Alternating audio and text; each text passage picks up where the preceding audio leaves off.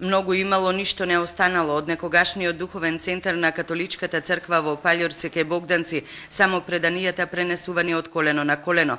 Некогаш село денес пусти ридови необработено земјиште, без ниту една видлива трага од манастирот и куќите во него. Селото Паљорци денеска е пусто и празно, без ниту еден жител во него. Единствено бунарот сведочи дека тука некогаш имало живот. И неколкуте пожолтени фотографии го осликуваат некогашниот живот на црковниот имот кој функционирал од 1893 до 1920 година. Тогаш честните сестри евхаристинки изградиле манастир, цркви, сиропиталишти и училишта, од каде ја ширеле својата мисионерска дејност. Од турските власти земјиштето го откупило семејството Алоати од Италија, од тога што имот станал собственост на Ватикан.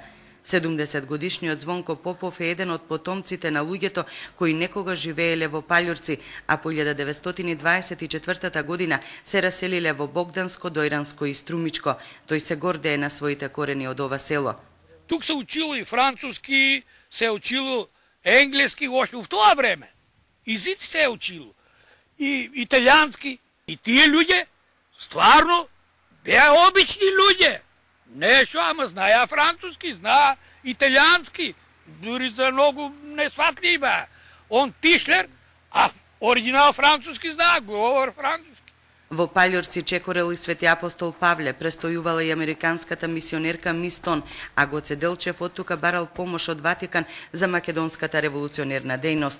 Сето ова било некогаш, а што ќе биде понатаму зависи од владината комисија за решавање на управни работи од областа на денационализацијата. Католичката црква го побарува имотот од 9 милиони квадрати земјиште кај Паљорци за да ги обнови духовните простори. Поседува и тестамент од 1927 година. Богданчани веќе се важни, ќе бидат соседи со Ватикан. Ние искрено за прв пат, мислам стварно се осеќаме некако важни, така да кажам. Па јас мислам дека веќе и сме станати соседи. Ние сме биле соседи, нема причина пак да не бидеме. Значи, тоа е нивно. Приказната за Паљорци во Ватикан во мај годинава ја раскажа председателот Иванов. 3 месеци подоцна, единствениот доказ бунарот ги спои представниците на католичката црква, на македонската православна црква и шефот на државата. А идната година жителите на Богданци го очекуваат и папата Бенедикт XVI.